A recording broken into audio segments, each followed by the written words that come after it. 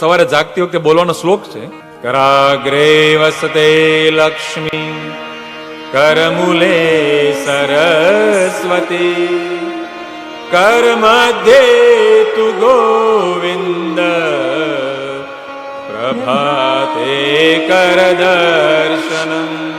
કરાગ્રે વસતે લક્ષ્મી એટલે આપણી આંગળીના આ ચાર આંગળી છે, તો આ ભાવ દર્શાવે છે કે લક્ષ્મી કોઈ પાસે સરખી નથી. જો નાની મોટી આંગળી છે, દરેક વ્યક્તિ પાસે વધતા ઓછા પ્રમાણમાં લક્ષ્મી છે. કરમૂલે સરસ્વતી, આ હાથોનો જે મૂળ ભાગ છે એમાં સરસ્વતી છે. કોઈ માણસ પોતાની બુદ્ધિથી આગળ આવતો આપણે એમ કહીએ કે વ્યક્તિ કાંડા બળ્યો છે, પોતાના કાંડા બળથી આગળ આવ્યો, કારણ કે એની પાસે વિદ્યા છે. અહીંયા પણ જ્યારે લક્ષ્મી અને સરસ્વતી જીવનમાં આવે એટલે માણસને અહંકાર નિર્માણ થાય. લક્ષ્મી એટલે વિત્ત, સરસ્વતી એટલે વિદ્યા. વિત્ત અને વિદ્યા આવે એ ત્યારે જ ટકે કે તમારા કેન્દ્રમાં ગોવિંદ હોય, ભગવાન હોય. આ આંગળીઓ છે તમારી, આવી રીતે હાથ રાખો દરેક. અત્યારે જુદી જુદી આપણી આંગળીઓ છે ને, જે ટેલિવિઝનના માધ્યમથી જોવે છે એને પણ કહું છું કે તમે ટીવી સામે આમ હાથ રાખો. કરાગ્રે વસતે લક્ષ્મી કરમૂલે સરસ્વતી કર મધ્યે ગોવિંદ. હવે આપણે ભગવાન પાસે જવાનું છે. આ ચાર આંગળીમાં પૈસા વાળા છે, પૈસા વગરના છે, કેટલાય વધુ પૈસા વાળા છે, બરાબર. બધી જ આંગળીને ભગવાન પાસે લઈ આવો, આમ કરો, ગોવિંદ પાસે લાવો. જો સરખી થઈ ગઈ આંગળી, બધી આંગળી સરખી થઈ ગઈ, તો પૈસા વગરનો, પૈસા વાળો, બધા માણસ ભગવાન પાસે આવે એટલે એક સરખા થઈ જાય છે. માટે જયારે ભગવાન પાસે જઈએ ત્યારે સંપત્તિનો અહંકાર ન હોવો જોઈએ,